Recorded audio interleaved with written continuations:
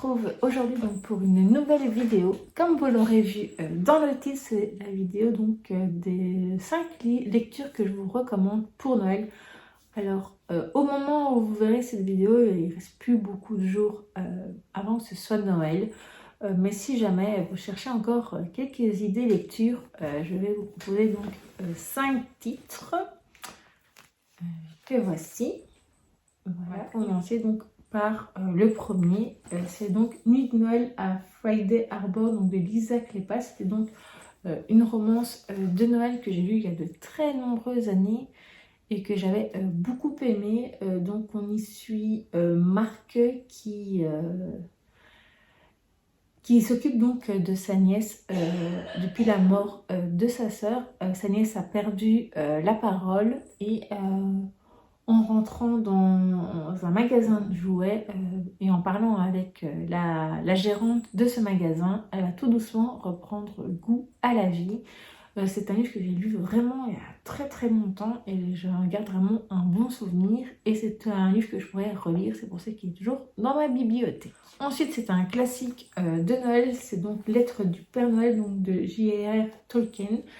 C'est le seul livre que j'ai lu de Tolkien parce que j'avoue que moi les descriptions, et je sais qu'il y a beaucoup de descriptions dans Le Seigneur des Anneaux, même si j'aime beaucoup, peut-être que j'ai quand même envie de découvrir ces œuvres, donc je pense que peut-être que je me dirigerai vers des livres audio, ça passerait peut-être mieux. Mais ceci dit, j'avais vraiment gardé un très bon souvenir donc, de toutes ces lettres qu'il écrivait en fait pour ses enfants, faisant croire que ça, venant du Père Noël, et c'était vraiment très chouette. Ensuite, La véritable histoire de Noël donc de Marco Leno, c'est donc l'histoire sur le Père Noël. J'en garde un super souvenir. C'est vraiment comment en fait il devient le Père Noël, et j'ai trouvé que c'était une très belle histoire de Noël que je vous conseille fortement. Alors on est déjà à l'avant-dernier titre, donc ça c'est un que j'ai lu en 2021. Depuis il est sorti, je pense que c'est cette année d'ailleurs, en poche donc chez Hugo, et c'est donc parce que c'est un livre auto-édité, c'est donc Noël à Silver Peaks donc de Marlène Eloradana. Et j'avais vraiment, c'est une comédie de Noël vraiment très touchante et très amusante. J'avais beaucoup rigolé. Il y avait pas mal de petits, de chouettes références. Et voilà. C'était une très belle lecture que je lirai très certainement un jour dans les années à venir.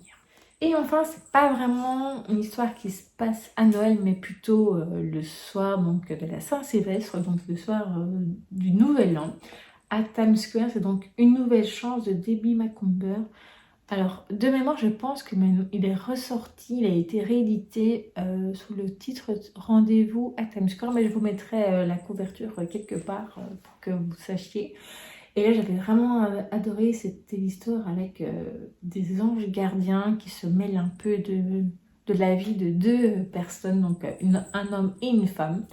Et c'est vraiment une superbe histoire, très mignonne, que je vous conseille très fort. Voilà donc pour ces 5 lectures pour cette année. J'ai encore pas mal de titres que j'aurais pu vous présenter, mais vu que j'ai fait cette vidéo tardivement, je vais m'arrêter là et je vous en ferai une plus tôt l'année prochaine.